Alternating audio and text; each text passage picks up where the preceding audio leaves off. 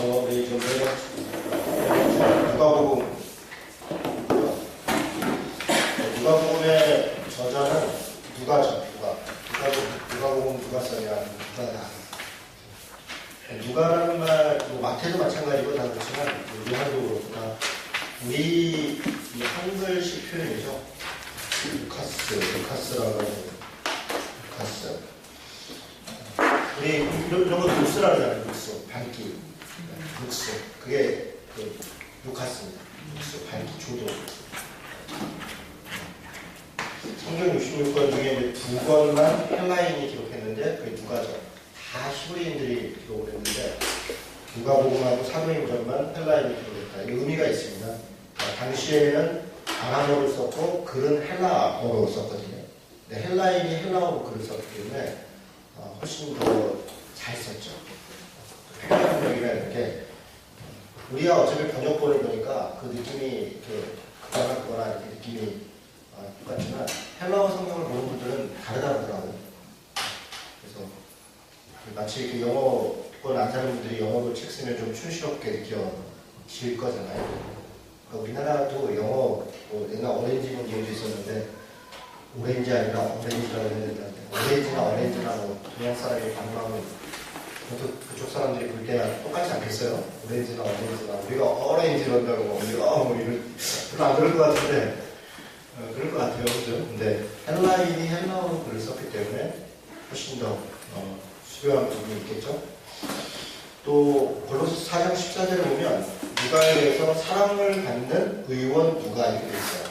이 구절들을 생각해보고 또 누가복음 안에 보면 몇 구절들이 약간 의학적 용어들로 이렇게 표현된 것들이 좀 몇 개 있습니다. 그래서 아마 의사였을 것이다. 의사는 뭐 예나 지금이나 이렇게 공부를 많이 해야 되는 거죠. 어쨌든 그때 당시에 그 직업이 사회적으로 존경받는지 혹은 뭐 돈을 많이 받는 직업인지는 몰라도 지금은 그런 직업이지만 의사라고 하는 게 공부를 많이 해야 외울 게 많잖아요. 외울 게 많으니까 그래도 공부를 많이 한 사람일 것이다. 이렇게 보고요. 에베소 교회를 시무했다. 이렇게 역사적으로 되어 있는데요. 바울이 에베소 교회를 개척하고 그 다음이 디모데, 그 다음이 누가, 그 다음은 요한이거든요. 그러니까 당시에 그 예루살렘 교회 이후에 에베소 교회가 초대교회의 중심이었으니까 에베소 교회를 시무했다는 건 누가가 그만큼 영향력이 있었고 또 존경받는 사람이었고 또 당시 교회의 지도자였다 이렇게 볼 수 있겠죠. 그리고 누가에 대해서는 이제 바울 언제 나타났는가 하면 이제 사도행전에 이렇게 보면요.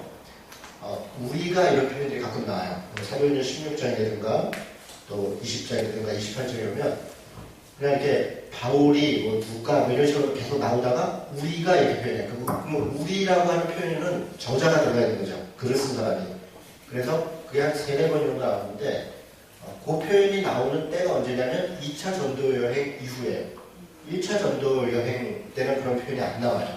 그러니까 그건 역사적 사유나 누구를 통해서 들은 이야기를 기술한 것이고 2차 여행 이후부터는 누가가 바울과 동행했던 것으로 보여요. 그래서 아마 2차 전도 여행 때 만났을 것이다. 그렇게 보고요. 아마 바울을 통해서 회심했거나 혹은 회심 상태에서 바울을 만났거나 아마 그랬을 것이다. 이렇게 추정을 합니다. 빌레몬서 24절은 나의 동역자 누가 이렇게 있습니다. 나의 동역자 누가에게 그러니까 안부 인사 보낼 때 그러니까 바울이 누가를 동역자로 인식했다. 디모데후서 4장은 디모데후서 자체가 바울의 그러니까 유언서라고 할까요? 그러니까 마지막 편지거든요. 이제 죽기 얼마 전에 그랬을 때 이제 이런저런 이제 안부를 물을 때 누가가 나와 함께 있다. 그러니까 디모데에게 빨리 나한테 와라. 이런 게 이제 디모데후서예요. 내가 이제 얼마 남지 않았고 뭘 갖고 오고 이렇게 얘기할 때 누가만 나와 함께 있다. 그러니까 로마 감옥에 바울이 갇혀 있을 때 누가가 인근에 있었던 것 같아요. 그래서 그렇게 있으면서 바울을 돕고 수감 생활을 지원한 사람이 누가였을 것 같습니다. 그런 정도 관계라면 굉장히 가깝고 지근해서 함께 사역했던 사람인 것으로 그런 흔적들이 보입니다. 그리고 기록 시기는 언젠가 AD 64년 이후 AD 64년을 왜 기록하냐면요. AD 64년이 네로가 로마를 불태웠을 때 그때 63, 64 그때 뭐 베드로도 그렇고 바울도 그렇고 당시에 많은 그 사도들 또 제자들이 그때 많이 죽었죠. 순교했죠. 그리고 또는 AD 70년 이후일 것이다. AD 70년은 예루살렘 성이 멸망했을 때 그 이후일 것이다. 그렇게 추정을 하고요.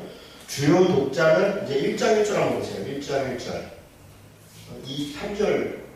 3절에 보니까 그 모든 일을 그럼부터 자세히 미루어 살핀 나도 데오빌로 각하에게 있죠. 그러니까 지금 누구에게 편지 보내는지를 3절에서 얘기를 해요. 데오빌로 각하에게 차례대로 써보내는 것이 좋겠다. 근데 여기도 이렇게 되어 있고요. 사도행전 1장 1절도 보면 사도행전 1장 1절은 데오빌로요 내가 먼저 쓴 글에는 이렇게 되어 있어요. 그러니까 먼저 쓴 건 누가복음이죠. 누가복음을 쓴 이후에 다시 그 대상 데오빌로에 각하라고 말을 쓴 걸 보면 총독이었을 가능성이 높죠.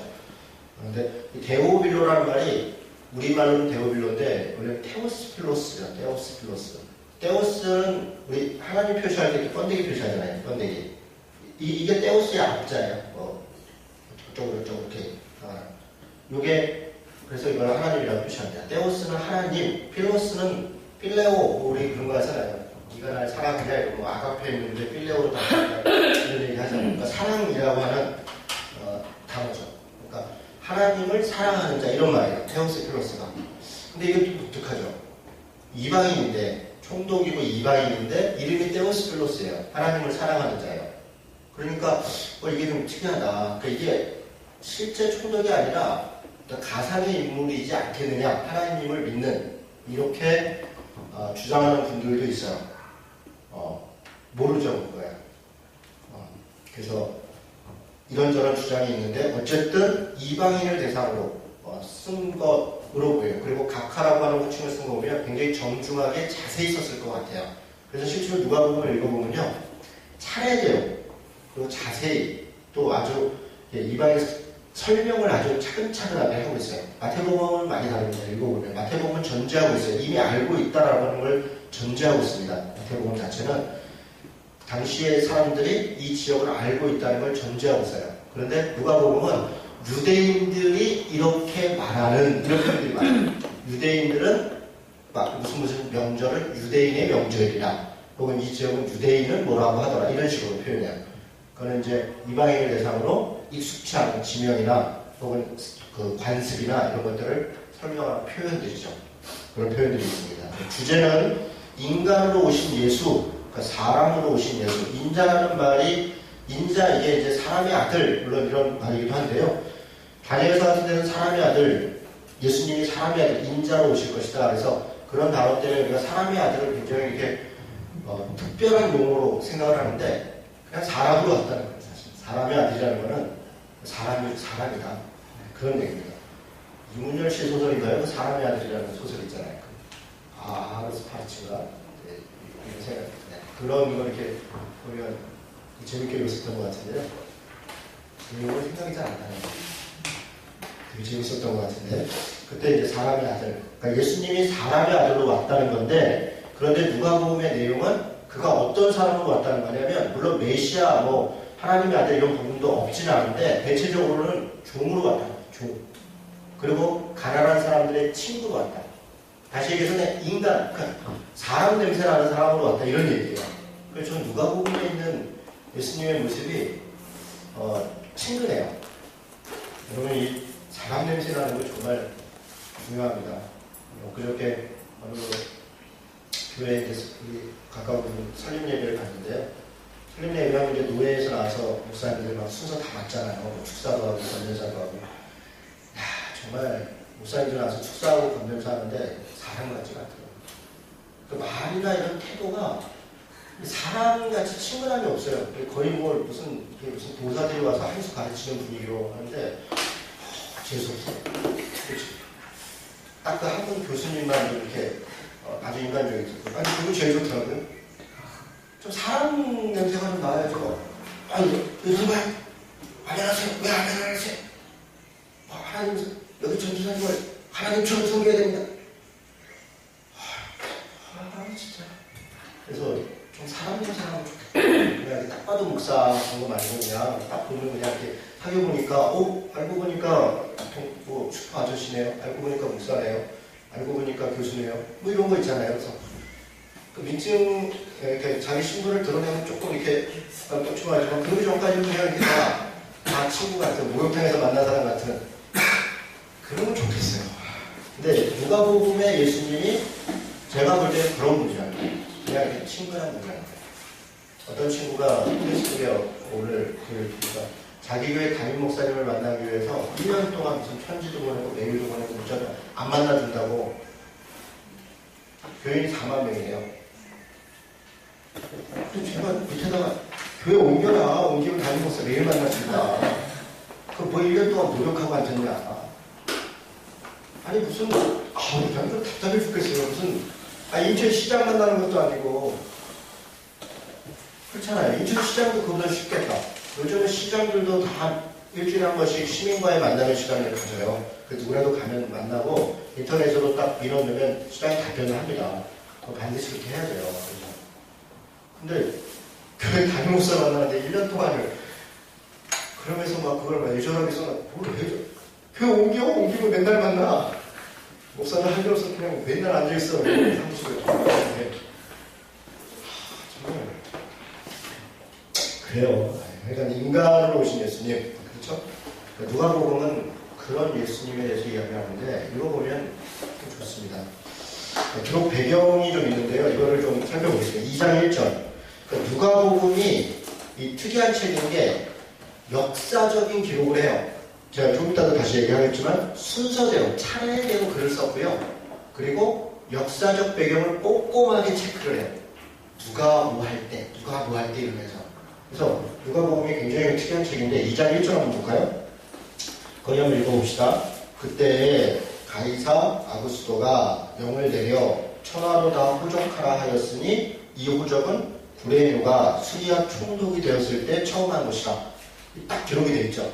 그러니까 역사적으로 찾아보면 이게 실제 그랬는지 알 수 있죠. 그래서 가이사 아구스도 로마의 첫 번째 황제죠. 가이사랴 아우구스투스. 원래 가이사랴 아우구스투스가 뭐 딴 이름이 아니라 그걸 우리식으로 가이사 아우구스투스 이렇게 써놓은 거예요. 그러니까 가이사랴 아우구스투스. 아우구스투스는 옥타비아누스죠. 로마의 뭐 3두 정치하다가 이기고 이렇게 혼자 이제 황제가 초대 황제가 된 BC 31년에서 AD 14년까지 있었다고 해요.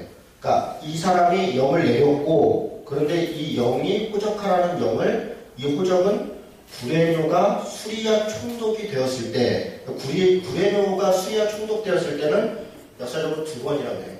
BC 6년에서 4년, AD 6년에서 9년.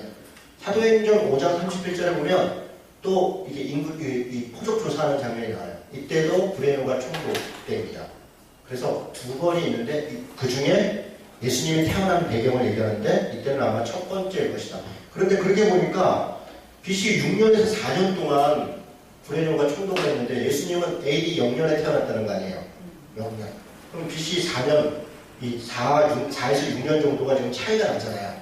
그래서 이 차이는 도대체 뭐냐? 그래서 이렇게 사람들이 또 연구를 우리가 생각 하나도 없어요. 다 이렇게 인터넷 쳐보면 다 나와요. 그래서 딱 쳐보니까 동로마 제국 유스티아누스 황제가 디오니시우스라고 하는 사람한테 영원히 없어지지 않을 달력을 만들어라. 그러니까 그때는 이제 무슨 로마는 로마력을 따르고 어디는 어디력을 따르고 다 그런 거 아니에요. 근데 로마가 이제 세계를 딱 지배하면서 전 세계가 다 쓸 수 있는 그런 달력을 만들어라. 디오니시스라는 사람이 뭘 기준으로 하면 되겠나 고민하다가 기록 배경이 누가복음은 이제 누가가 역사적인 서술들을 하거든요.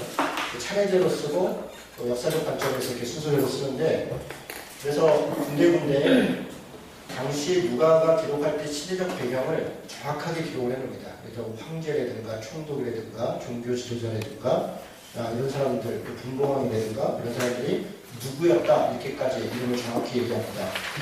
여기 2장 1절에 보면 가이사 아구스도가 영을 내려서 천하에 대해 호적하라 했다. 근데 이 사람이 이제 가이사랴 아우구스투스 로마의 첫 번째 황제죠. 그때 그 구레뇨가 수리아 총독이 되었을 때 근데 왜 수리아 총독을 얘기하냐면 예수님이 그 살았던 나사렛 지역이 수리아 지역입니다. 수리아. 그러니까 갈릴리 지역이, 우리는 지금 갈릴리 지역이라고 말하지만 그건 히브리인들이 그렇게 이야기하는 거고, 당시 로마에 의해서 주어진 행정구역은 거기가 수리아 지역이에요. 아람 지역이라는 얘기예요. 그래서 구레네 총독이 이제 명령을, 그 아우구스투스의 명을 받아서 명령을 했겠죠. 그래서 수리아의 구레노를 얘기하는 겁니다. 구레노가 수리아 총독이 됐을 때는 두 번이라고 해요. 한 번은 BC 6년에서 4년이고, 한 번은 AD 6년에서 9년. 사도행전 5장 37절에 보면 또 그 호적하러 가는 얘기가 있습니다. 이건 아마 두 번째일 것이고요. 지금 이게 첫 번째이죠. AD 6년에서 4년경에 예수님이 태어났을 것이다. 이렇게 이제 얘기가 되는 겁니다. 지금 2장은 예수님의 탄생 배경이니까. 그런데 그러면 예수님이 AD 0년에 태어났다 이런 얘기는 뭐냐? 아마 종로마 제국 유스티아누스 황제가 디오니시스라고 하는 사람한테 영원히 변하지 않는 달력을 만들어라. 그 지시를 했고, 디오니시우스, 이름도 어렵네요. 그런 사람이 달력을 만들 때 예수님의 탄생일을 기준으로 달력을 만들었는데, 그 날짜를 계산할 때 아마 4에서 6년 정도 오차가 있는 것으로 그렇게 추정합니다. 그리고 그 오차는 태양력과 태음력의 차이일 것이다.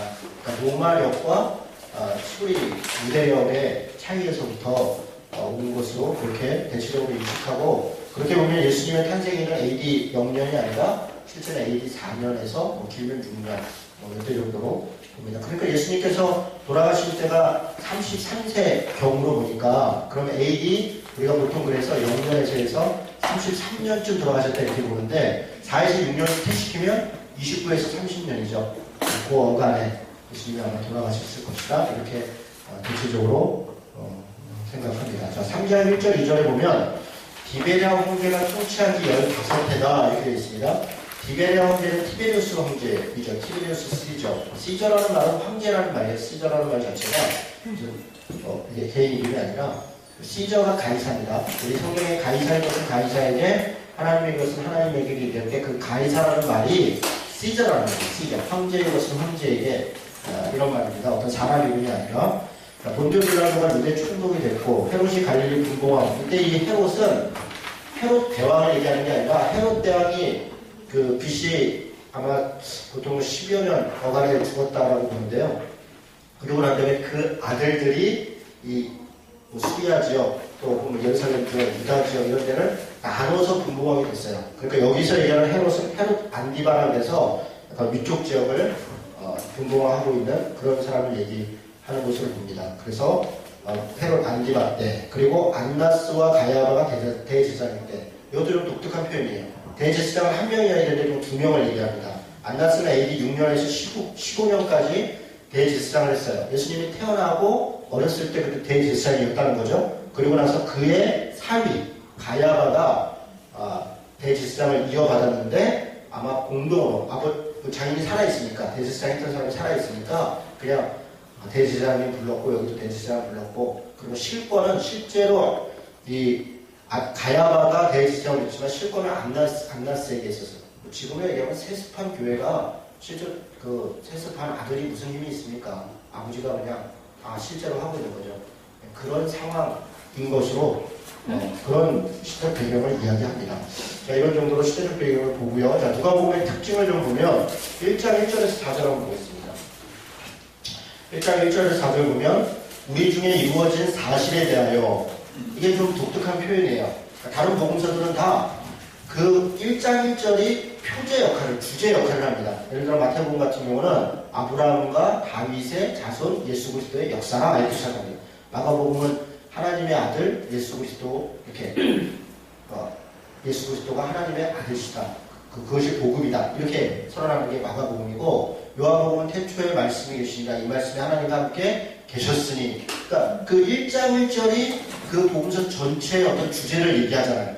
그런데 누가복음은 그렇게 기록되지 않았습니다. 누가복음은 1장 1절에서 4절까지가 전체를 어떤 배경을 가지고 있는데, 약간 역사적 기록을 하는 거예요. 우리 중에 이루어진 사실에 대하여, 그러니까 어떤 역사적 사실에 대하여 기록했는데, 처음부터 목격자와 말씀에 일꾼된 자들이 전하여 준 그대로 내력을 저술하고 붓을 든 사람이 많은지라. 무슨 얘기냐면 예수님이 살아계셨고 그때 말씀했던 그런 사실들에 대해서 이런저런 기록한 사람들이 많았다. 얼마나 많았냐면 마태복음도 있고 마가복음도 있고 누가복음도 있지만 그 외에 외경과 위경도 있어요. 예를 들어 도마복음서라든가 에피오복음서, 마리아복음서 뭐 등등등등 이렇게 많이 있었습니다.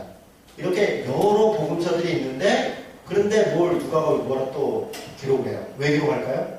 마음에 안 드니까. 뭔가 부족하니까. 그러니까 그렇게 많은데 그 모든 일을 근원부터 나도 근원부터 그러니까 역사적인 그 첫 자료부터 자세히 미루어 살폈다. 나도 살펴보니까 데오빌로 각하에게 차례대로 써보내는 게 좋을 것 같다. 왜냐하면 다른 복음서들이 그런 데오빌로 각하는 이방인들이 봤을 때 좀 이렇게 이해하기가 쉽지 않다. 너무 주관적으로 쓰였다. 그래서 내가 역사적으로 차근차근하게 한번 써보겠다. 이렇게 지금 자기가 이 글을 쓰는 이유를 설명하는 게 1장 2절에서 4절입니다. 그래서 이는 각하가 알고 있는 바를 더 확실하게 하려 합니다. 이 표현이 독특합니다. 데오빌로 각하가 이미 알고 있다는 거예요. 하나님에 대해서 알고 있고 복음에 대해서 어느 정도 알고 있는데 아마 여기서 알고 있다는 표현은 예수를 안다는 건데 예수님이 있었다는 정도는 아니고 하나님을 믿는 사람인 것 같아요. 이름에서도 드러나듯이 테오스 필로스니까 하나님을 사랑하는 자, 하나님에 대해서는 아는데 예수에 대해서는 들었는데 그것이 무엇인지 내가 좀 자세히 설명하겠습니다. 뭐 이런 거죠. 그럼 제가 그 라마나요 성경 묵상표라는 거를 만들었잖아요. 성경 읽기표를 검색해보면요. 한 30가지를 보았습니다. 굉장히 많아요. 액체인부터 해서 뭐 별개별로 다 있습니다. 최근에는 이제 조경호 박사라고 하는 분이 연대기술로 해서 연대기술 성경을 만들고 그 앞뒤로 이렇게 통독표도 다 만들어 놓고요.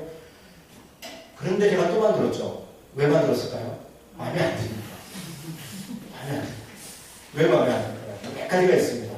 대표적으로 주의를 안 쉰다는 거.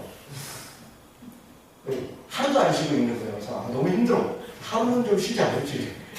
이런 거고요. 뭐 등등등 해서 제가 마음에 안 드니까 제 스타일로 만든 거죠. 누가도 그렇다는 겁니다. 많은 걸 봤는데 다 좋고 뭐 장점이 있는데 내 스타일이 말이다. 내가 한번 나름대로 한번 써보겠다. 이러고 이제 썼다는 거예요. 역사적인 이슈를 했다. 또 기록 목적도 분명하게 잘 드러나고 있습니다. 회화적 글쓰기라고 표현한 건요. 이 누가복음 읽다 보면요. 무슨 그림 같아요. 짧은 글 안에 그러니까 그 말 안에 이렇게 연상이 되고 그 장면이 잘 이해가 돼요. 수려한 문장입니다. 누가복음은 24장밖에 안 됩니다. 마태복음은 28장이에요. 그런데 누가복음이 30가지 이야기가 더 들어있어요. 이게 놀랍죠. 30가지 이야기가 더 있다고요. 아니 더 짧은데 어떻게 그럴까요? 그럼 뭐 상당히 막 많이 빼먹어야 그런 것도 아니에요. 어지간한 건 다 있어요. 마태복음, 마가복음에 대한 어지간한 다 있습니다. 그런데 30가지가 더 있어요. 그거는 누가가 글을 이렇게 만연처럼 쓰지 않고 단문으로 착착착 가면서 아주 핵심적으로 잘 썼다는 거예요. 헬라어 성경 보는 분들은 아주 글 굉장히 잘 썼다고 이렇다 그러더라고요. 한글로 번역하면 똑같아요. 사실 큰 차이가 없는데 굉장히 잘 쓴 문장이다. 그렇다고 이야기를 합니다. 자, 누가복음의 특징 두 번째는 소외되고 가난한 사람들을 구원하시는 예수님을 굉장히 많이 강조해요. 제가 아까도 말씀드린 것처럼 예수님이 인간으로 왔다. 근데 종으로 왔다. 사람으로 왔다. 친구같이 왔다. 이웃집 아저씨 같은 사람으로 왔다. 이게 지금 누가복음의 이야기예요. 그래서 누가복음 4장 18절, 7장 22절은 가난한 자들에게 전파하는 복음 이런 표현들이 많아요. 내가 복음을 전하는 것은 가난한 자들에게 복음을 전파하며 이런 얘기를 많이 해요. 당시 시대에 가난한 사람들이 다수죠. 한 10%도 안 되는 사람들이 사실은 뭐 정치와 종교를 장악하고 모든 경제적인 부를 다 장악하고 있었거든요. 10%도 많아요. 한 5% 정도가 그 전체를 다 장악하고 있었다고요. 나머지 사람들은 다 소작농이었고 하루에 한 끼도 먹기 어려운 사람들이 대부분이었습니다. 그러니까 모두 그런 사람들, 그 사람들이 친구로 왔다.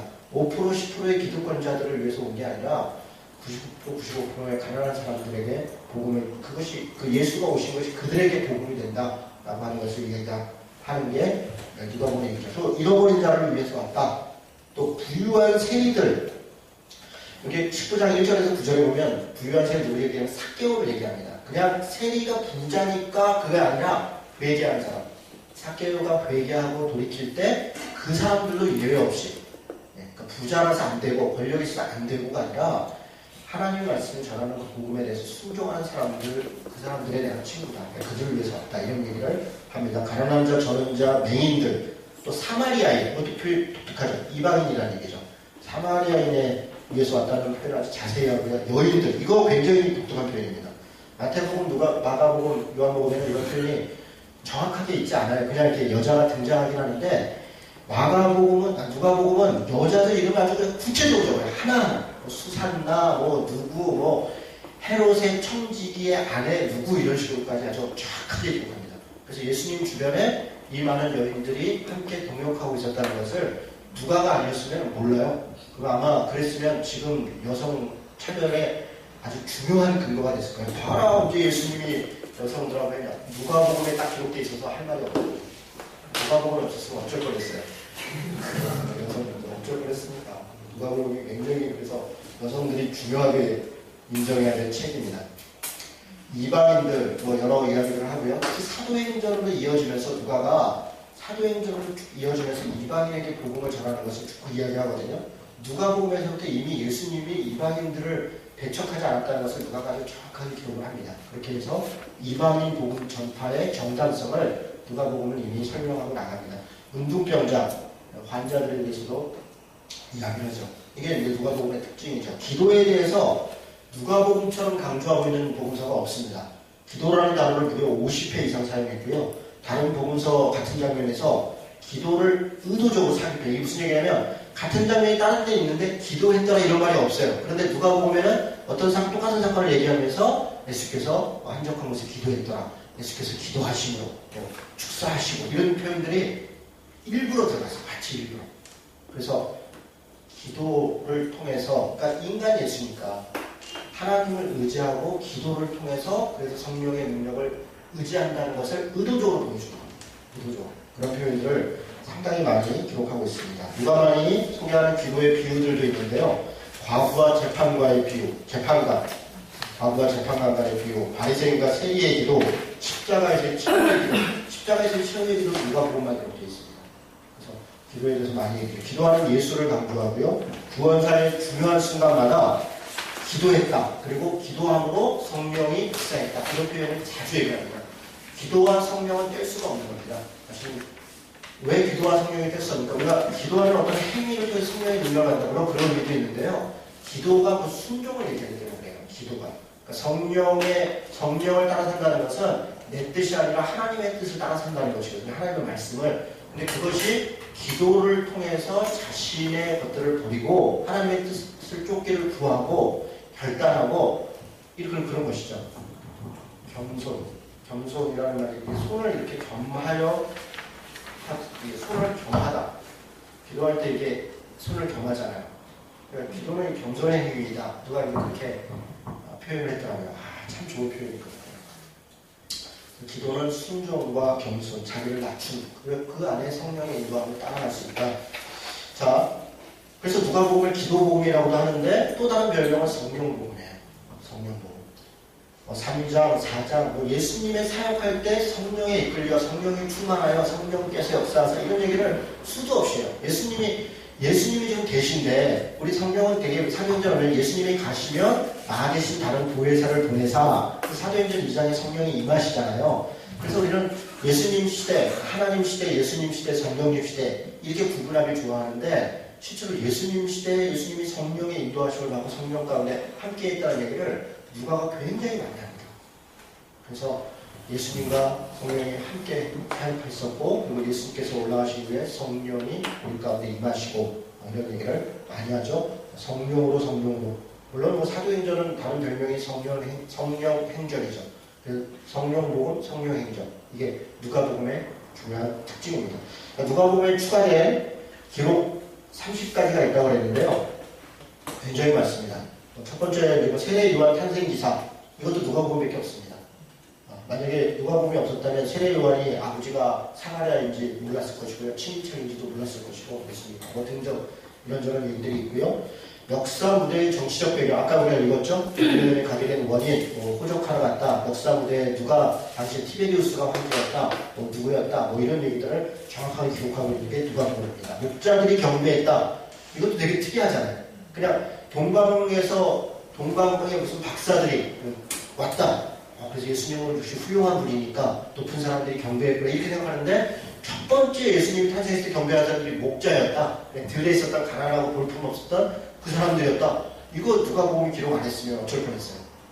이런 중요한 것들을 누가복음이 기록하고 있는 거죠. 예수님의 할례 사건을 기록합니다. 또 시몬과 안나를 만나고 예수님이 예루살렘 성전에서 제사를 했던 기록들을 했고 예수님의 어린 시절 특별히 12살 때 성전에 가서 선생님들하고 얘기하고 이랬던 장면이 또 다 기록되어 있죠. 이런 것도 아주 누가복음만 기록되어 있는 특이한 장면이고요. 아브라함 이상의 족보를 근원까지 기록한다. 제가 좀 이따 족보에 대해서 얘기를 할 텐데 마태복음의 족보하고는 다릅니다.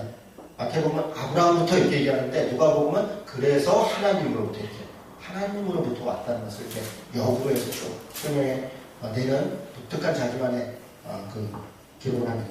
마태복음은 44명인가 이렇게 기록되어 있는데 누가복음은 77명인가 76명인가 이렇게 기록되어 있어요. 그 족보상에 아주 더 자세히 찬찬하게 기록하고 있죠. 자, 세례 요한과 세리 군인들과의 대화를 기록하고 있습니다. 자, 이 장면도 되게 독특한 장면인데요.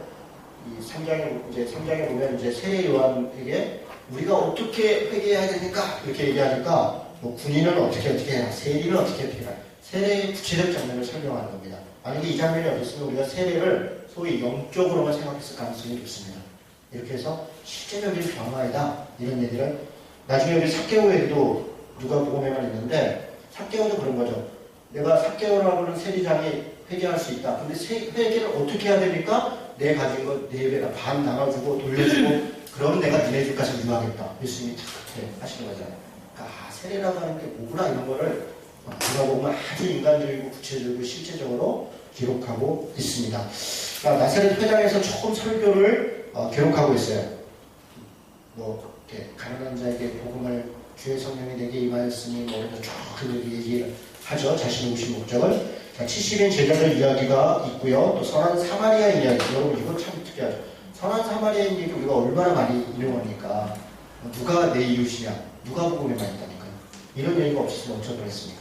탕자의 비유, 이것도 우리가 얼마나 많이 얘기해요. 복음 얘기할 때는 눈물을 흘려가면서 탕자가 이러면서 막 그러면 누가 보니까요. 네. 어떤 이제 참 구체적인 이야기들을 이렇게 잘 기록하고 이게 구체적인 그 누가복음이 그런 장면들이 굉장히 많습니다. 탕자의 비유 설교할 때마다 꼭 그렇게 빠뜨려 주시고 있어요. 어쨌든 말씀 듣고 있는 마리아를 그리고 있고요. 많은 여인들 기록했다. 8장 2절 3절 아까 얘기한 것처럼 막달라인 마리아, 요한나, 헤롯 청지기 구사의 아내 이렇게 딱 기록되어 있어요. 이건 되게 대단히 독특한 표현이에요. 당시 헤롯이 분봉왕인데 그 분봉왕의 청지기, 그러니까 재정 집사의 부인이다. 권력자죠. 돈도 많고. 그런 부인이 예수님의 사역을 쫓아다니면서 열심히 도왔다. 이런 거죠. 수산나, 뭐 다른 마리아 뭐 등등 이렇게 이름들을 구체적으로 기록합니다. 사마리아인의 세리 창녀, 가난한 자, 병든 자를 챙기고요. 탕자의 비유 아까 말씀드렸고 부자와 나사로의 삶과 죽음 이것도 독특하죠. 부자와 나사로가 기도하는데 나사로가 부자가 나사로에게 어쩌고 하니까 올 수 없다 어쩌고 이렇게 얘기하면서 이 땅에서 있는 동안 우리가 어떻게 살아야 되는가를 아주 구체적으로 잘 설명하죠. 빌라도가 재물에 피를 섞은 일을 다룹니다. 이건 무슨 얘기냐면 빌라도에 대해서 우리가 약간 동정하는 마음이 있어요. 아니, 빌라도가 사실 좀 그렇잖냐. 제가 아닌 줄 아는데 하도 압박을 하니까 총독으로 살 수 없었지 않냐. 그런데 누가 보면 뭐가 있냐면 빌라도가 얼마나 악한 사람인지 재물을 지게다 보다 사람을 죽인 그 피를 섞어가지고 그런 전횡을 저지른 사건을 누가 보면 다 기록하고 있어요. 그래서 빌라도가 그렇게 좋은 놈이 아니었다. 그렇게 그 예수님을 한 것도 어쩔 수 없이 그런 게 아니라 정치적 무능함이고 자기 책임 회피였다는 것을 인식할 수 있는 그런 본문이 누가복음에 딱 기록되어 있어요. 그래서 빌라도에 대한 동정심이 일거에 사라질 수 있게 합니다. 그게 중요하죠. 이런 것들 역사적으로 잘 기록해놓은 게 누가복음의 중요한 그 장점입니다. 자, 불의한 청지기 비유. 불의한 청지기라는 말은 세상에 불의한 재물로 몰려대 사실 그렇게 불의하다는 단어는 세상의 재물이에요. 기회가 되면 또 이야기를 하겠습니다. 어쨌든 되게 주어져 있는 재물을 가지고 기회가 있을 때 계속 선을 행해야 되는 것이 우리 그리스도인의 삶이다 라고 하는 것을 이야기하는 것이죠.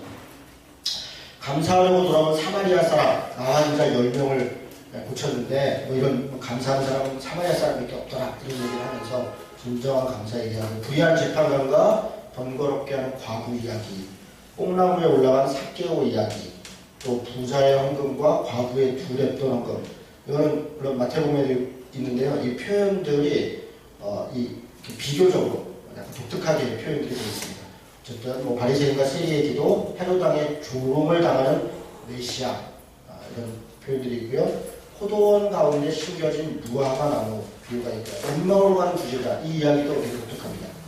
예수님이 부활한 이후에 납치해서 자기 고향으로 가고 있는 두 제자에게 예수님이 나타나서 어떻게 그들에게 힘을 주고 격려하는지 그 말씀이 이렇게 가만히 보면 여러 가지 생각할 점들이 있습니다. 부활하신 주님의 승천기사, 천사 마리아 사마리아 엘리사벳 시를 만나는 고창병 환자를 고치신 이야기, 뭐 이런 이야기들이 섞여 있습니다. 추가되어 있습니다. 굉장히 많죠? 중요한 내용들도. 자, 넘어가겠습니다. 마태복음과 누가복음의 족보 차이를 약간 이야기하겠습니다. 마태는 아브라함부터 시작해서 위에서 아래로, 그죠? 누가는 아래로부터 위로, 거꾸로 쭉 기록하고 있어요. 마태는 41명이네요. 다윗을 2번 거명하죠. 누가는 77명을 거명합니다. 아주 구체적으로 자세히 기록을 하죠. 다윗까지는 거의 동일한데 다윗 이후부터 차이가 납니다. 마태는 왕위 계승자들을 중심으로 누구 왕 왜냐하면 다윗 왕의 후손이다, 예수님이 메시아다, 이걸 강조하려니까 그런 얘기를 하죠. 누가는 혈통을 얘기합니다. 혈통. 근데 어떤 혈통이냐? 마리아의 혈통, 요셉의 혈통이 아니라 마리아의 혈통으로 내려가는 것으로 추정합니다. 이것도 제가 추정이라는 단어를 쓴 거예요. 그러니까 여러 학자들마다 의견이 조금씩 달라요. 그게 요셉의 혈통이다, 마리아의 혈통이다, 뭐 여러 의견들이 있습니다. 네, 아마 대체적으로는 마리아의 혈통 쪽으로 내려가는 것으로 그렇게 인식을 많이 합니다. 마태는 요셉의 계보를 따랐다, 솔로몬 계통을 이어받은 예수의 합법적 아버지를 강조한 반면 누가는 마리아의 계보를 강조한 것으로 보입니다. 뭐 여러 내용들이 있는데요. 야곱은, 마태복음에 이렇게 되어 있죠. 야곱은 마리아의 남편 요셉을 낳았으니 마리아에 의해서 그리스도라 칭하는 예수가 나니라. 그래서 요셉을 강조하죠. 누가복음은 예수께서 가르치시고 시작할 때 30세쯤 되니라 사람들이 아는 대로 요셉의 아들, 요셉의 아들이니라 해놓고 요셉의 위는 헬리오 이렇게 했는데, 그 요셉은 헬리의 딸, 그러니까 요셉의 아버지가 헬리가 아니라 마리아의 아버지가 헬리인 것으로 여기서부터 이제 인식이 되는 거예요. 그래서 마리아와 결혼한 것이고, 헬리 집에 기업을 물려줄 아들이 없어서 요셉이 가게를 이어 아들이 된 것으로 그렇게 인식을 합니다. 근데 이거는 뭐 꼭 그렇다 이렇게 아니라 그게 추정된다 이렇게 됩니다. 그래서 약간의 차이들이 있습니다. 어쨌든 강조적으로 보니까 좀 차이가 있죠. 마태복음하고 누가복음은, 마태복음은 왕이라든가 아브라함이라든가 다윗이라든가 이런 강조점이 있고, 누가복음은 혈통적인 인간적인 모습, 이 계보를 많이 강조하고 있죠. 그게 두 복음서의 차이를 이 족보가 그대로 담고 있습니다. 자, 누가복음에 나타난 하나님의 나라, 요 얘기까지만 하고 좀 쉽까요? 여러분 그 4장 43절 보십시오. 이 말씀들은 다 참고해야 돼요. 4장 43절. 4장 43절에 보니까 예수께서 이르시되 내가 다른 동네들에서도 하나님 나라 복음을 전하여야 하리라 하니 나는 이 일을 위해 보내심을 받았느니라. 그러니까 예수님이 보내심을 받은 목적을 하나님의 나라 복음을 전하기 위한 것이다, 이렇게 지금 얘기하는 거예요. 8장 1절 보겠습니다. 그 후에 예수께서 각 성과 마을에 두루 다니시며 하나님의 나라를 선포하시며 그 복음을 전하실세. 그러니까 다니시면서 뭘 했냐면 하나님의 나라를 전파했다, 이런 얘기입니다. 9장 2절. 하나님의 나라를 전파하며 앓는 자를 고치게 하려고 내보내시며, 그러니까 제자들을 보내면서 뭘 하라고 하냐면 하나님의 나라를 전파하라, 그렇게 보냈다는 겁니다. 9장 11절에 보니까 무리가 알고 따라왔거늘 예수께서 그들을 영접하사 하나님의 나라의 일을 이야기하시며 병 고칠 자들은 고치신다. 10장 9절. 거기 있는 병자들을 고치시고 또 말하기를 하나님의 나라가 너희에게 가까이 왔다. 그러니까 지금 하나님의 나라에 대해서 쭉 이야기를 하는 거죠. 지금 다른 말씀이 다 비슷합니다. 18장 6절로 가겠습니다. 18장 6절. 그래서 이르시되 불의할 16절 그렇죠. 예수께서 그 어린아이를 불러 가까이 하시고 이르시되 어린아이를 내게 오는 것을 용납하고 금하지 말아라. 하나님 나라가 이와 같은 자들의 것이니라. 23장 51절 보죠. 23장 51절.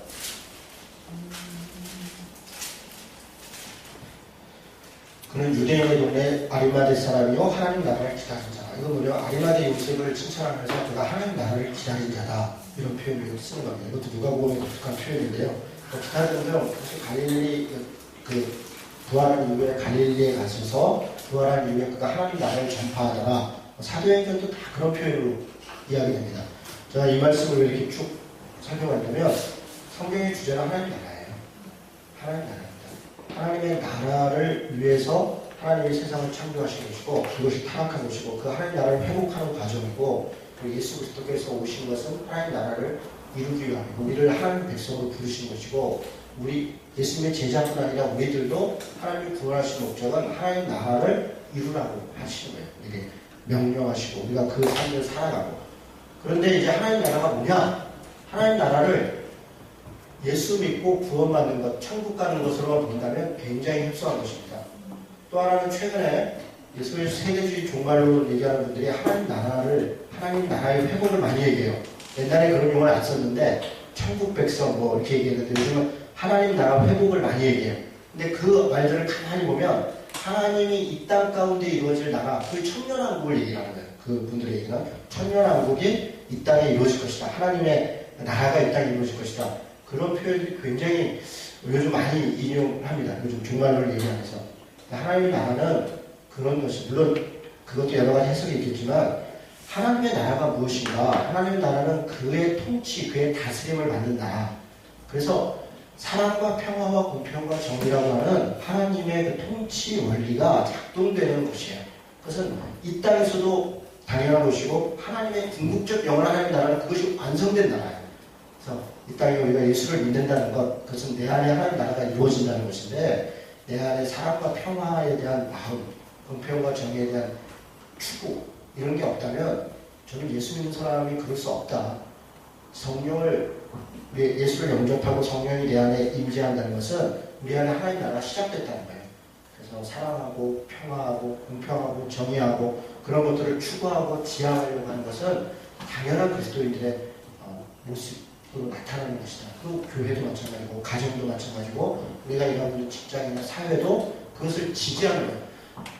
예수 믿는 사람이 불의하는 걸 지지하거나 불의한 일을 정당화시키는 일에 나선다는 것은 있을 수 없는 겁니다. 그래서 하나님의 통치를 배반하고 자신들의 이익을 따라서 자기의 길을 인간의 나라의 길을 가겠다는 거예요. 세속적인 삶을 살겠다는 것입니다. 대단히 심각한 얘기입니다. 제가 우리 교회 사이트에다가 이만열 장로님께서 페이스북에 쓴 거를 오늘 아침에 올려놨어요. 내용이 뭐냐면 표절과 지지 세력 두둔 세력 이런 제목이에요. 이만열 장로님이 그거를 왜 썼냐면 여기저기서 이제 사랑교회 오정현 목사가 표절 확실하다. 네. 그리고 대학에서 표절은 확실한데 학위는 취소하지 않겠다. 수정해서 내라. 이런 말도 안 되는 결론을 내렸어요. 대학 입장에서 한 번 준 학위 취소하는 게 자기 대학의 창피라고 생각했죠. 남아공에서 그렇게 했습니다. 그랬더니 이제 몇몇 신학대 교수들과 그리고 그 교단에 있는 소위 목사들이 오정현 목사 그게 이제 정리됐으니 논문 쓰다 보면 그럴 수도 있으니 이게 큰 문제가 아니니 이제 정리하고 털자라고 하는 기자회견을 준비를 하고 있나 봐요. 그 얘기를 이만열 장로님이 듣고 답답한 사람들이에요. 이만열 교수님도 10대에서 명예교수시고 이렇게 말도 안 되는 이런 과정과 결론을 가지고 소위 목사라고 하는 사람들이 신학대 교수라는 사람들이 그것이 아무 문제가 없고 우리가 이렇게 얘기한다는 것은 기독교 자체를 세속화시키는 것입니다. 그것은 교회의 권위와 하나님의 이름을 망가뜨리는 것입니다. 어떻게 예수 믿는 사람들이 불의한 일을 지지하며 불의한 것이 옳다라고 이야기할 수 있습니까? 우리의 부끄러움이 있고 실수가 있었고 그것을 우리가 용서하자 이렇게까지 얘기할 수 있겠어요? 그것이 그럴 수 있다 이렇게 두둔해서 이야기한다는 것은 말도 안 되는 얘기입니다. 그런 일들이 하나님 나라 백성으로서 할 수 없는 일이고, 그럼 교회 안에 세상 나라가 이미 들어왔다. 세상을 섬기고 세속주의를 끊어야 되는데 세속적인 것들이 가치는 가득하고, 그러면서 우리는 하나님을 믿는 백성이 하나님 나라라고 이야기한다면 정말 그것이 무슨 얘기인가? 성경의 가치를 정면을 위배하는 것이다. 그래서 저도 그걸 올리면서 하나님의 심판이 있을 것이다. 하나님의 심판이 있지 않겠습니까? 슬피 울며 이별감이 있지 않겠어요? 하나님이 그런 짓을 한 사람들도 전혀 아무렇지도 않다고 도대체 하나님의 정의가 어디에 있는 것입니까? 저는 불의한 일을 자기의 이익을 위해서나 어떤 관계 때문에 침묵하거나 지지하는 짓을, 그것도 하나님의 이름으로, 교회의 이름으로 하는 사람들은 반드시 심판이 있을 것이다. 있어야 된다까지는 뭐 제가 하나님이 아니니까 있을 것이다, 이렇게 생각이 됩니다. 잠깐 쉬었다가 누가복음 말씀을 좀 몇 군데 좀 살펴보도록 하겠습니다. 요한에 대해서 우리가 마태복음, 마가복음 할 때 잠깐 봤는데요. 예수님 오시기 이전에 세례 요한이 등장하는 장면은 사실 굉장히 중요한 장면입니다. 요한복음만 우리가 보면 예수님이 바로 하나님으로 등장해서 그걸 쭉 설명을 하니까 그렇게 우리는 인식할 수 있는데, 세례 요한이 와서 보낸 엘리야로서 아버지의 마음을 돌이키게 하고 또 자녀들의 마음을 아버지께 돌이키게 하는 그 회개의 과정이 있어야 예수님이 오셔서 복음을 전하는 것이 온전한 의미가 있는 겁니다. 그래서 세례 요한은 이야기합니다. 그 1장 17절 보세요. 1장 17절에 보니까 그가 또 엘리야의 심령과 능력으로 주 앞에 먼저 와서 아버지의 마음을 자식에게 거스리는 자를 의인의 슬기에 돌아오게 하고 주를 위하여 세운 백성을 준비하리라. 이게 세례 요한의 역할이고요. 3장으로 보겠습니다. 3장에 보니까 요한이 이제 요단강 근처에서 3절입니다. 각처에 와서 죄사함을 받게 하는 회개의 세례를 전파하니, 이렇게 얘기합니다. 그런데 8절에 7절에 요한이 세례받으러 나오는 무리에게 이르되 독사의 자식들아, 누가 너희에게 일러 장차올 진노를 피하라 하더냐. 그러므로 회개에 합당한 열매를 맺고 속으로 아브라함이 우리 조상이라 말하지 말라. 내가 너에게 이르노니 하나님이 능히 이 돌들로도 아브라함의 자손이 되게 하였느니라. 당시의 사람들이 자신들이 아브라함의 자손이라는 거예요. 그래서 이런저런 율법과 또 뭐 규례와 제사들을 행하니까 뭐 당연히 구원받은 백성이고 하나님은 우리의 편이다, 이렇게 생각한 거예요. 그런데 세례 요한은 그렇게 보지 않는 거예요. 누가 이런 진노를 피하게 했느냐. 자기의 삶 합당한 회개의 열매를 맺지 않은 자들이 어떻게 아브라함의 자손이라고 그 하나, 그 자체만으로 구원받을 수 있겠느냐, 이렇게 얘기하는 겁니다. 그리고 10절에 보니까 우리가 뭐가 이르되 그러면 우리가 뭘 해야겠습니까? 대답하되 옷 두 벌 있는 자는 옷 없는 자에게 나눠줄 것이고 먹을 것 있는 자도 그렇게 할 것이니라. 그러니까 내게 주어져 있는 것이 다 나를 위해서만 있는 것이 아니다라고 하는 것, 이런 삶, 이런 자세를 살아가는 게 그들의 삶이라는 것이죠. 당시 옷 두 벌 있다는 것, 지금 뭐 옷 있는 거 반 나눠라 그런 의미, 그렇게 문자적인 의미가 아니라 당시 옷은요, 이 광야 지역에서 그 이불 같은 거예요. 옷이 두 벌이 있기가 어려워요. 긴 옷을 얘기하는 겁니다. 이불처럼, 지금처럼 옷이 흔한 시대가 아니고요. 옷이 없으면 이 가난한 사람들은 거리에서 그냥 이렇게 얼어 죽는 거예요. 그래서 옷을 저당 잡힙니다. 저당 잡혀서 돈을 줄 정도로 고가이고, 그리고 굉장히 중요한 거예요. 옷을 저당 잡히면 날 얻기 전에 돈을 주라. 그렇게 얘기하는 게 성경이 가르치는 그런 얘기입니다. 그러니까 옷을 두 벌 갖고 있다는 것은 어떤 사람은 지나치게 필요 이상의 것을 자기가 갖고 있다는 거예요. 그리고 먹을 것을 나눠줄 수 있는, 지금 먹을 것이 하루에 한 끼도 못 먹는 사람이 네다섯인 사람이니까 나눠줘야 된다, 이런 얘기. 그게 회개에 합당한 열매라는, 너무 많은 걸 소유하고 있거나 필요 이상의 것을 사치하는 건 사실 그게 죄라는 거예요. 그래서 엄밀히 얘기하면 그런 것이 그 시대에 그 죄라는 겁니다. 그렇지 않겠습니까? 정말 가난한 사람들이 막 살고 있는데 거기에 자기 혼자 무슨 이렇게 저택 져놓고 자기 혼자 떡도 살고 있으면 그 사람이 그리스도인이라면 사실 그거 문제가 있는 거 아닙니까? 가난한 지역에서 그 사람들을 주위를 돌아보는 마음 없이 자기만 그냥 그렇게 살 수가 있습니다. 그리스도인이 그렇게 살 수가 없습니다. 그러니까 지금 그런 시대를 얘기합니다. 세리들에게는 세례를 받고자 하여 이르되 우리는 뭘 해야 됩니까? 그랬더니 부가된 것 외에는 거두지 마라. 정당하게 거두라는 것입니다.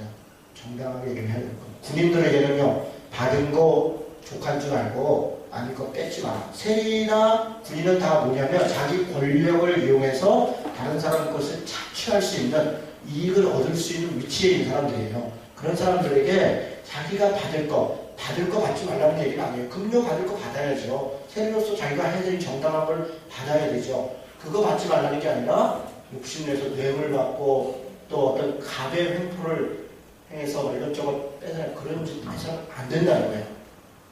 그거 해서는 안 돼요. 그게 세례의 합당한 열매 이상을 줍니다. 예수 믿는 거 힘든 거예요, 사실. 이게 보통 이렇게 된 사람이 예수를 영접한다는 거예요. 그리고 예수를 영접하는 사람은 이런 삶으로 바뀌어간다는 거예요. 그런 얘기를 하는 게 복음서의 이야기입니다. 자, 4장을 가겠습니다. 4장에 가면 광야에서 시험 받으시는 예수님이 있습니다. 예수께서 성령의 충만을 입어 광야에 요단강에서 돌아가서 광야에서 40일 동안 성령에 이끌리시어. 여러분 1절이 굉장히 중요한 장면인 게요. 광야에서 시험 받을 때 예수님이 성령 충만하지 않은 게 아니에요. 성령 충만할 때요. 성령 충만한데도 시험이 있어요. 이거를 우리가 이해할 필요가 있어요. 우리도 마찬가지입니다. 시험 당하고 어려운 일이 있을 때 성령 충만하지 않아서가 아니라 성령 충만해도 그럴 수 있다는 거야. 그럴 수 있다. 문제는 그런 일을 닥쳤을 때 우리가 어떤 태도로 그것을 대해야 되는가? 이게 사실 광야 교훈에서 우리에게 주는 교훈인 거예요. 이런 거죠. 마귀가 네가 하나님의 아들이거든. 돌로 떡 만들어라. 떡 만들면 되죠. 아니 왜 못 만듭니까? 만든다고 해서 예수님이 하나님의 아들이 아닌 게 아니잖아요. 증명해 보내는데 아니 증명하면 되는 거 아니에요? 안 합니다. 뛰어내려라. 뛰어내리면 경배한다. 안 합니다.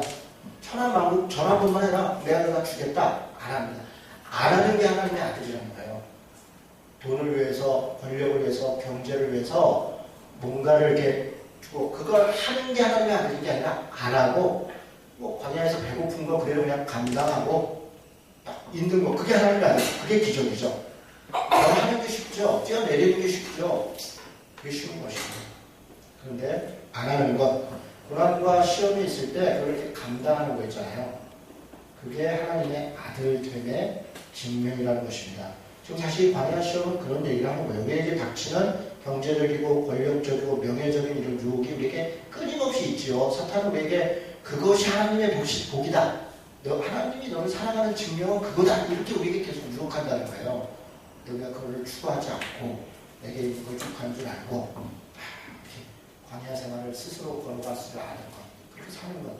그게 그리스도의 삶이라는 것입니다. 14절에 보니까 예수께서 성령의 능력으로 갈릴리에 돌아가시니 이렇게 했는데 그가 성령이 여전히 충만하더라 이거예요. 그렇죠? 성령 충만함은 겉으로 드러나는 부함과 뭐 잘됨과 뭔가 대단한 기적이 나타남에 꼭 성령 충만함이 있는 것이 아닙니다. 7장으로 가겠습니다. 제가 누가복음의 독특한 그 생각들이 있는 장면들 몇 장면들을 말씀을 살펴볼 겁니다. 7장에는 어떤 말씀이 있냐면요. 가버나움에 갔습니다. 이전에 보니까 어떤 백부장의 사랑하는 종이 병들어 죽게 되었어요. 그랬더니 예수님의 소문을 듣고 와서 백부장이 뭐라고 얘기했냐면 우리 종을 좀 살려주십시오. 이 종이 아마 그냥 하인일 수도 있고 아들같이 여기는 양자라고 주장하는 분도 있고 아니 굉장히 하여간 귀한 종인 것 같아요. 그냥 여러 종 중에 하나가 아니라 상당히 귀한 종. 백부장이 굉장히 적극적으로 얘기를 하죠. 그런데 예수님이 그럼 가보자. 아유 어디 가십니까? 그냥 말씀만 하십시오.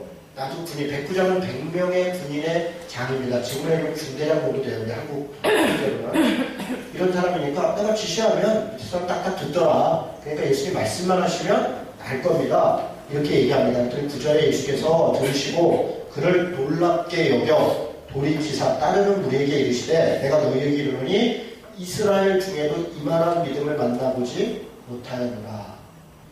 처음으로 예수님의 믿음이 있다라고 칭찬하는 사람이 누구냐면 이방인 백부장입니다. 이방인 백부장. 그러니까 이게 독특합니다. 예수님의 제자들도 따라다니고 병난 사람도 있고 이런저런 기적이 있는 사람들이 있는데 그들이 다 자기의 유익과 이익과 자기의 이해관계 때문에 예수를 따르고 있어요. 그런데 백부장이 믿음으로 자기 이해관계가 아니라 자기 종의 그래서 이것이 정말 귀한 믿음이다. 그래서 믿음이 어떠해야 되는가를 이야기하는 중요한 장면입니다. 9장에 가겠습니다. 9장 18절부터 보니까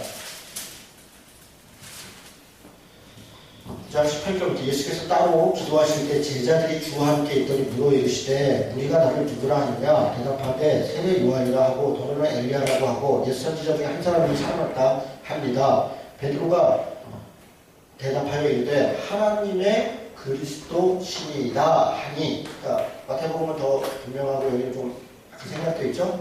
하나님의 아들이고 그분이시다 이런 얘기를 하는 거죠. 경고하사 이 말을 아무에게도 이르지 마라. 이르시되 인자가 많은 고난을 받고 장로들과 대제사장들과 서기관들에게 버림받아 죽임을 당하고 제3일에 살아나야 하리라. 이게 이제 예수님께서 십자가의 죽으심을 누가복음에서 처음 이제 언급하신 거예요. 그러면서 23절에 또 무리에게 이르시되 아무든지 나를 따라오려거든 자기를 부인하고 날마다 제 십자가를 지고 나를 따를 것이니라. 내가 십자가 지고 죽을 것이다. 그러니 나를 따라오는 지금 제자들이 뭐라고 고백했냐면 주는 그리스도시고 살아계신 하나님의 아들입니다. 이렇게 고백했단 말이에요. 잘했다. 거기에 내가 교회를 세울 것이고 내가 너희를 하나님의 백성으로 삼을 것이다. 그렇게 할 것이다. 그리고 바로 지금 뭐라고 하냐면 누가복음은 나를 따르는 그런 제자의 삶이라는 것은 나를 따라오려거든 내 십자가를 지고 따라오거라. 내가 십자가에 못 박혔으니까 내가 죽음으로 네가 나음을 얻고 내가 죽었으니까 너는 영광을 얻고 내가 죽었으니까 너는 구원을 얻고 그런 땡이 아니라 제자로 예수님 부름받은 사람은 십자가의 삶을 너도 살아야 된다는 거예요. 그게 누가복음이 얘기하는 겁니다. 사실 우리는 예수님이 십자가에 못 박은 것으로 내가 구원받았다 그러고 그냥 땡 바로 영광으로 넘어가는데 사실 예수님이 십자가에 못 박았으면 내가 십자가에 못 박혔다는 거예요. 내 정과 욕심을. 내 정과 욕심을 십자가에 못 박았다는 것은 더 이상 나를 위해 살지 않고 내 안에 그리스도를 위하여 살이 이렇게 되는 거예요. 넘어가는 거잖아요. 그래서 그리스도의 세상적 관점으로 사는 것이 아니라 그리스도의 관점으로. 그래서 새로운 피조물이 되어서 다른 사람, 다른 것들을 하나님 나라를 위해서 살아가는 존재가 되었다. 그게 사실 우리가 십자가의 예수를 믿는다는 의미예요. 그것은 자기 십자가를 지고 살아가는 삶이고요.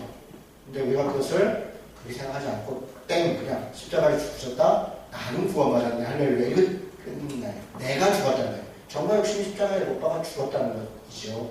정과 욕심을 십자가에 못 박았다. 그래서 얘기합니다. 내 십자가를 지고 따라올 거다. 누군지 제 목숨을 구원하고자 하면 잃을 것이고 누군지 나를 위하여 제 목숨을 잃으면 구원하리라. 사람이 가진 온천을 얻고도 자기를 잃든지 빼앗기든지 하면 무엇이 유익할 것이냐. 누구든지 나와 내 말을 부끄러워하면 인자도 자기와 아버지의 거룩한 천사들의 영광으로 올 때 그 사람을 부끄러워할 것이다. 내가 참으로 너희에게 이르노니 여기 서 있는 사람 중에 죽기 전에 하나님 나라를 볼 자도 있을 것이다. 십자가에 대해서 쭉 이야기를 하고요. 그래서 이렇게 9장에서 쭉 진행이 되다가 57절에 보십시오.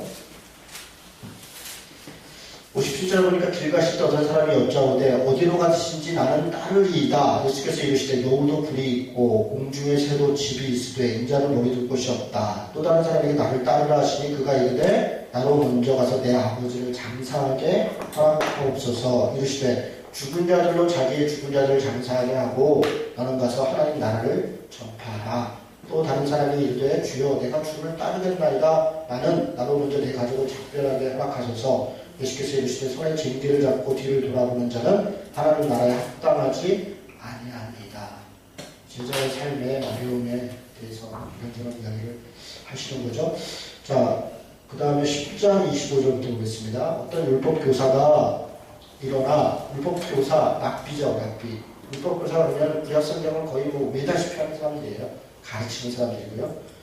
예수를 시험하여 이르되 선생님 내가 무엇을 하여야 영생을 얻으리까? 예수께서 이르시되 율법에 뭐라 기록되어 있느냐? 대답하되 내 마음을 다하며 목숨을 다하며 힘을 다하여 뜻을 다하여 주 너희 하나님을 사랑하고 또한 내 이웃을 내 자신같이 사랑하라 하였나이다. 그리고 나서 그러면 예수께서 이르시되 내 다름이 옳도다. 이를 행하라. 그러면 살 것이다. 자, 여기 보세요. 영생 어떻게 얻습니까?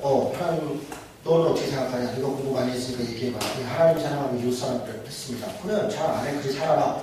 그런데 29절에 되게 독특한 게 그 사람이 자기를 옳게 여기려고 예수께 여쭤보네. 무슨 얘기냐면 예수님이 그렇게 살면 된다. 근데 자기가 옳게, 자기가 더 뭔가를 더 안다는 걸 보여주려고 누가 내 이웃입니까? 이렇게. 그리고 누가 내 이웃인가 얘기하면 자기도 뭐라고 한마디 하고 싶었던 거예요. 자기를 같아요. 근데 예수님이 뭐라고 얘기하냐면 자, 예루살렘에서 여리고로 가는 길에 감동받는 사람이 있었다. 제사장이 지나갔다. 레위인이 지나갔다. 제사장 레위인 이 랍비 입장에서는 뭐 존경에 맞지 않는 사람이죠. 제사장 레위인을 굉장히 여기 예수님의 확실함이 있어요. 레토릭이 있습니다. 일부러 제사장 레위인을 그냥 어떤 사람이 지나갔다 그 사람이 그냥 지나갔다 또 유대인이 지나갔다 그는 도왔다 너는 이렇게 사람 이 정도로 얘기해도 되잖아요. 그렇게 얘기하지 않고 확실하게 얘기하는 거예요. 지금으로 얘기하면 꼭 목사 들먹이는 거죠. 괜히 굳이 왜 목사를 들먹이냐 왜 굳이 교회를 들먹이냐 그냥 일반적으로 얘기해도 되는 거 아니냐 그렇게 얘기하는데 왜냐하면 책임이 있고 분명한 사람들을 정확하게 지적하십니다. 예수님이 굉장히 그걸 같이 하세요. 책임 있고 권한 있는 사람들에 대해서는 마음을 거의 뭐 굉장히 강하게 하십니다. 책임이 없고 가난하고 소외되고 힘없고 죄를 똑같이 졌어도 그 사람들에 대해서 한없이 반대하십니다. 그게 예수님의 자세이고 사실 우리가 그렇죠. 우리는 힘없고 연약한 사람한테는 뭐 막 이렇게 하고 예수님은 반대예요. 자, 그러고 나서, 자, 제사장 지나고 레위인 지나갔다. 자, 사마리아인이 지나갔다. 사마리아인이 이방인이거든요. 이방인이고, 유대인들 입장에서는 정말 뭐, 접촉도 안 하는 불가촉천민 같은 사람인데, 어떻게 했나? 뭐, 먹여주고, 재워주고, 이렇게 했다. 자, 누가 내 이웃이냐? 근데 거기에 대해서 36절입니다. 내 생각에 이 세 사람 중에 누가 강도 만난 사람 이웃이 되겠느냐? 39절 이르되 자비를 베푼 자니이다. 사마리아인이라는 이름을 아예 언급을 안 합니다. 자비를 베푼 자니라 너도 이와 같이 하라.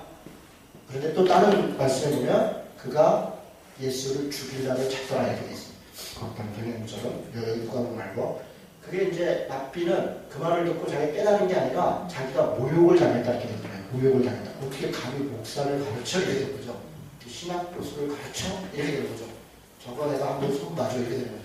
그 다음 주는 바로 피력 설교죠. 권세 있는 자에게 나이 말고 좀 그런 거예요.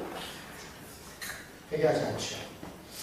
자, 그런 정도 이야기하고요. 11장 주기도문을 가르치는 장면이 있는데요. 예수께서 한 곳에서 기도하시고 마치심에 제자 중 하나가 여짜오되 주여 요한이 자기 제자들과 기도를 가르친 것 같이 우리에게도 기도를 가르쳐 주옵소서. 이게 주기도문의 배경을 얘기합니다. 마태복음 산상수훈 중에 기도를 외식하지 말라고 하는 중에 주기도문이 들어있어요. 그런데 누가복음은 주기도문을 왜 가르쳤는지 설명하는데 요한이 자기 제자들이 세례 요한을 얘기합니다. 기도를 가르쳤다는 거예요. 요한은 왜 가르쳤냐? 당시 유대인들은 하루에 3번씩 기도하는 기도문들이 있었습니다. 그 기도문을 가지고 기도하는 게 유대인의 신자의 그 도리 같은 거예요. 당연히. 그러니까 요한은 세례 요한 제자들은 그것과 달리 그 내용 안에는 사실 뭐 나사렛 이단이니 뭐 이런 여러 가지 그 당시 예수를 따르는 사람들을 비난하는 내용들이 있고 그렇거든요. 그 요한의 제자들은 또 다른 기도문을 가졌어요. 아마 회개하는 그런 기도문들이었겠죠. 그러면 예수님의 제자들은 우리도 예수를 따르니까 다른 기도문이 있어야 되지 않느냐. 그래서 기도를 좀 가르쳐달라. 기도문을 달라. 그럼 무엇을 기도하느냐가 그 사람이 누구를 믿느냐입니다. 내 기도 내용을 가만히 보면 내가 무엇을 믿느냐예요. 주기도문은 그런 거예요. 내가 기도하는 게 내 믿음이고 내가 기도하는 게 내 삶입니다. 그래서 기도를 내가 무엇에 관심을 갖고 있는가 잘 봐야 돼요. 소위 성령의 은사 능력 받았다는 사람들이 맨날 자기 병 고치고 자기 집 가정 또 어디 교회 성장하고 그런 거만 관심이 그게 그들이 믿는 바예요. 자기 욕심이죠. 그게 풍요와 번영을 따르는 거 뭐가 관심이 있어요.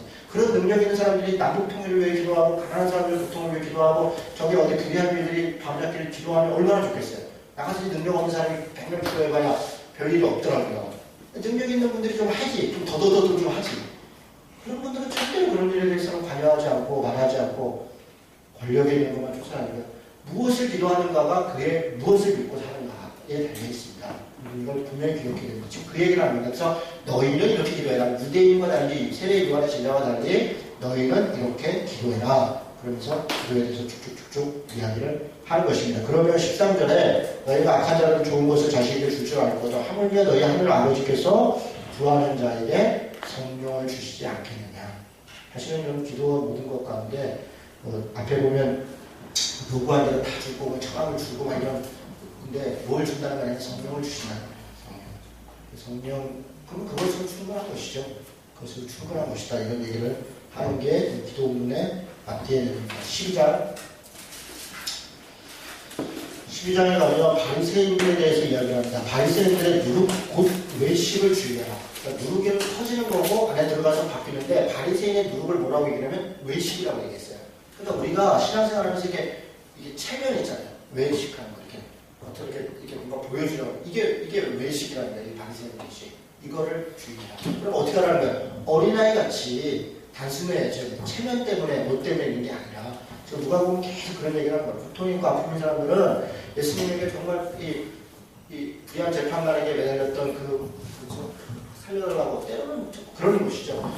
그런 이제 어떤 뭐랄까 어린아이 같은 단순함 그리고 그 믿음을 갖고 내가 그냥 실천하려고 이것저것 재서 힘 있는 사람한테 가고 이거 다 합리화시켜가지고 나 이익 받아 이렇게 살아가는 게 아니라 그것을 사실은 바리새인의 의식을 주의하라 이렇게 얘기합니다. 4절에 특이한 말씀이 있습니다. 내가 내 친구 너희에게 말하노니 몸을 죽이고 그 후에는 능히 더 못하는 자들을 두려워하지 말라. 마땅히 두려워할 자를 내가 너희에게 보이리니 곧 죽인 후에 또한 지옥에 던져넣는 권세 있는 그를 두려워하라. 내가 참으로 너희에게 이르노니 그를 두려워하라. 무슨 얘기입니까? 바리새인, 헤롯 땅, 권세 있는 자들이 우리를 죽일 수 있죠.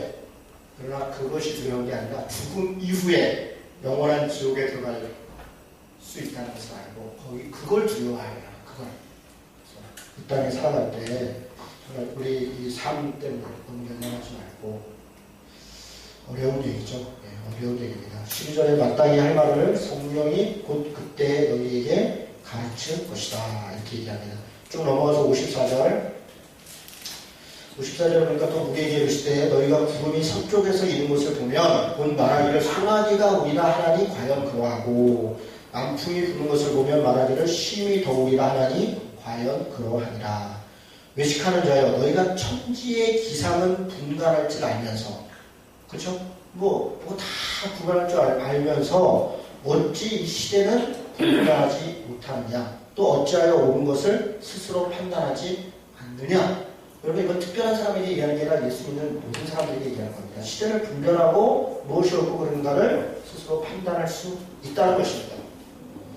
제가 사랑의교회 건축을 비판하는 글을 페이스북에 어제 올렸더니 한 자매가 목사님으로서 이런 글을 쓰는 게 옳습니까? 이러면서 막 친하게 막 글을 쫙 써놨어요. 이게 덕이 되냐 안 되냐 안 믿는 사람이 별로 없잖아요. 그냥 또 이렇게 밑에다가 또 댓글을 달았어요. 그때 나중에 자기가 사랑의 교회 교인인데 수만 명의 사람들이 눈물을 흘려 괴로워하고 있고 그것이 있는데 이런저런 얘기 있습니다. 게다가 사랑의 교회 교인이면 창피한 줄을 알고 부끄러운 줄을 알고 뭐가 지금 내가 당신들을 창피하게 한다.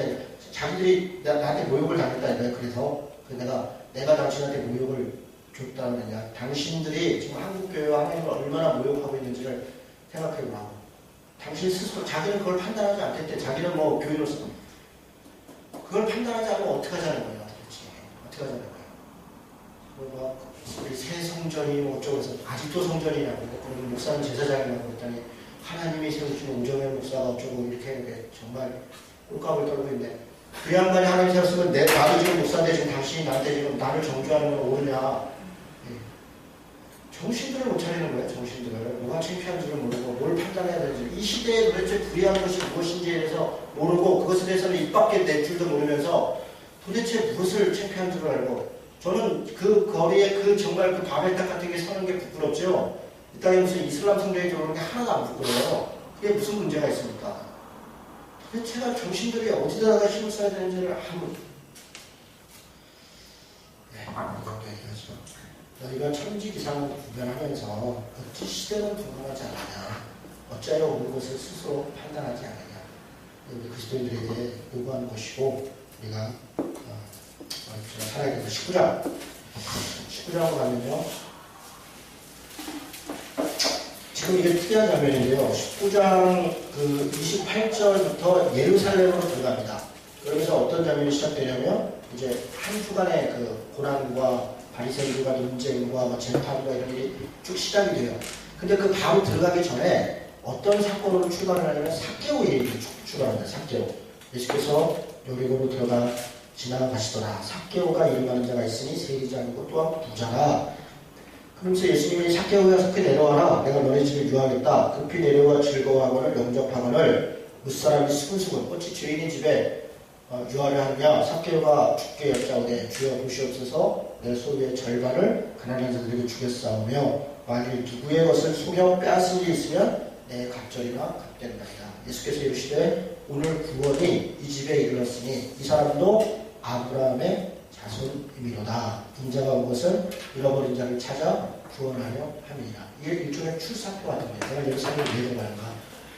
삭개오가 지금 뽕나무에 올라가서 예수를 바라본다는 것은 그 자체로 이미 회개하는 마음들이 있고 예수님이 그걸 보시는 거잖아요. 삭개오를 다른 사람들과 죄인이기 때문에 회개할 수 없고 돌이킬 수 없고 이렇게 얘기하지만 예수님은 그의 자세와 태도를 보는 거죠. 그 삭개오는 자기 회개의 증거로 자기 부양에 했던 것들을 다 돌려주겠다. 그러면 거기에 구원이 있다.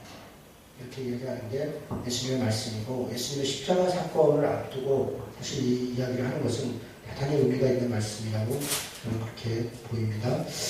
자, 뭐 나머지 쭉 가고요. 24장 마지막으로 보겠습니다. 24장 13절부터 엠마오로 내려가는 두 제자가 있습니다. 이들은 이제 절망 가운데 있어요. 예수님이 죽으셨어요. 그리고 자신들이 뭔가 기대했던 것들이 완전히 산산이 부서졌습니다. 이들이 예수님을 따라 예루살렘까지 온 것을 보면 자기 일가 친척을 버리고 왔을 것이고요. 자기 생업을 버리고 왔을 것입니다.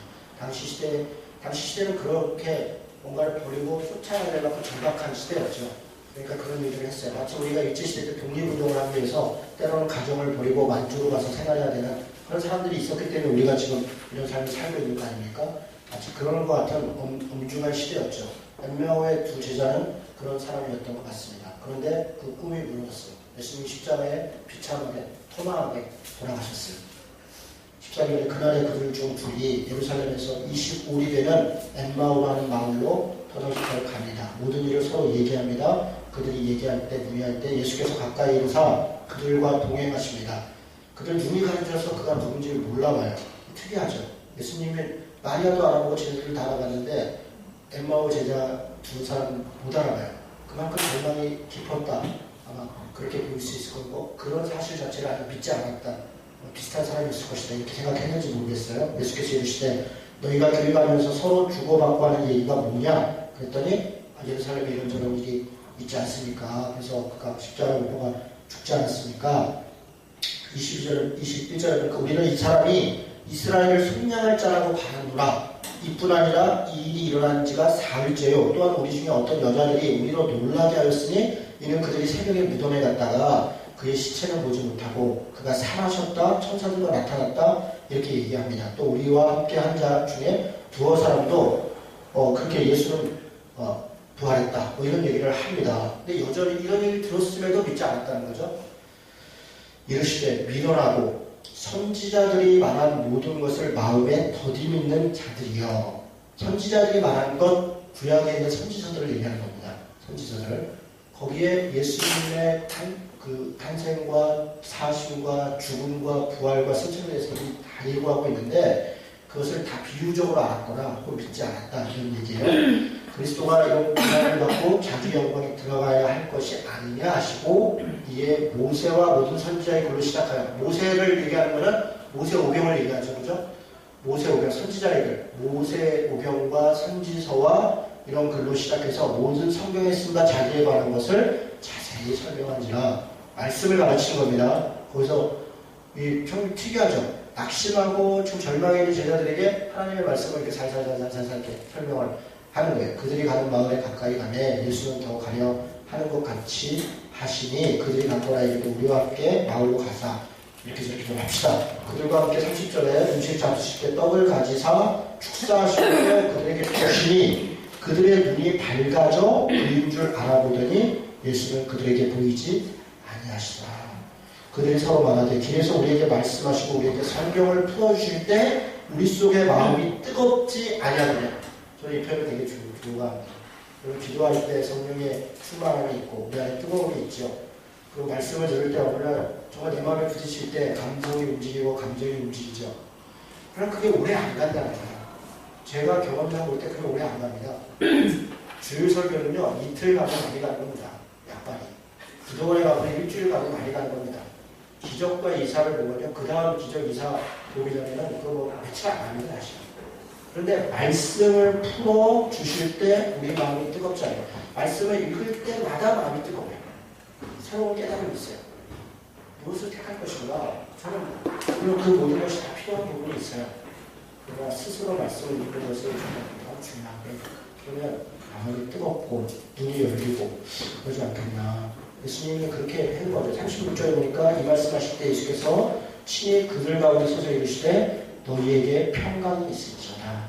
샬롬 이렇게 인사했다는 거죠. 너희가 어찌 두려워하냐? 나를 좀 만져봐라. 뭐 이런저런 얘기하다가 44절에 또 이르시되 내가 너희와 함께 있을 때 너희에게 말한다. 곧 모세와 율법과 선지서의 글과 시편, 구약 다절개, 율법서, 그리고 선지서, 그리고 시편, 시가서 이런 말씀에 나를 가리켜 기록된 모든 것이 이루어져야 하리라 한 말이 이것이라 하시고 이에 그들의 마음을 열어 성경을 깨닫게 하시고 또 이르시되 이같이 그리스도가 고난을 받고 3일에 죽은 자 가운데서 살아날 것과 같은 하나님의 말씀을 들을 때 하나님이 우리의 마음의 눈을 열어주시고 우리가 그 말씀을 깨닫고 그리고 그렇게 살아가고 저는 이게 좋은 것 같아요. 이게 인간적인 예수가 우리에게 하시는 말씀이잖아요. 요한복음에 이렇게 구름 타고 막 이렇게 뭐 바람 불고 하는 막 무슨 교사 예수님 같은 모습이 많아요. 요한복음에는. 그런 예수님이 우리에게 초월적 능력으로 우리를 지키시고 인도하시는 것도 사실이죠.